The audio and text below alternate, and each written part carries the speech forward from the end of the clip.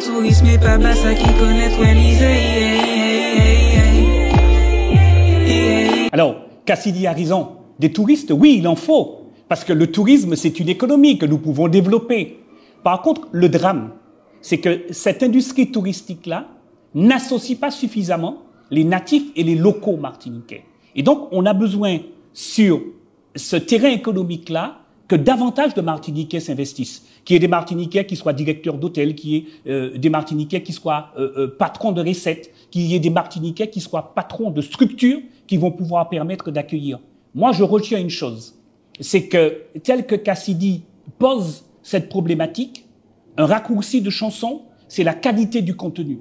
Et je le dis de manière plus générale, j'aurais aimé que, comme Cassidy, nos jeunes chanteurs, dont certains ont un son de superbe qualité, mais comme elle, qu'ils fassent l'effort de travailler sur les thématiques. Parce que ce que le politique, lui, ne peut pas toujours apporter dans ses conférences, dans ses prises de parole, la prise de conscience peut se faire justement à partir du développement culturel.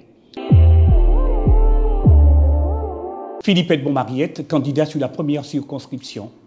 Le danger est à nos portes. En France, nous avons dans l'Hexagone des frères, des sœurs, des amis. À la Martinique, il faut aussi se battre pour que les maux dont nous souffrons puissent trouver solution. C'est ce qui explique mon engagement renouvelé au service de la population martiniquaise. Il y a au moins 4 mesures prioritaires importantes. Il y a le problème de la vie chère et du pouvoir d'achat, notamment les billets d'avion. En plus, vous avez le problème de la santé. Il est énorme, surtout concernant l'hôpital public. Puis vous avez la lancinante question, le scandale du chlordécone. Et puis enfin, est venue s'ajouter ces derniers mois la question cruciale de l'eau. C'est ces 4 dossiers-là en priorité que je veux porter à l'Assemblée nationale. Bien, les arguments seront adaptés avec diplomatie. Je prends un exemple. Le Front National nous dit priorité nationale. Moi, je lui réponds à la Martinique, priorité locale concernant l'embauche des Martiniquais et des Martiniquaises.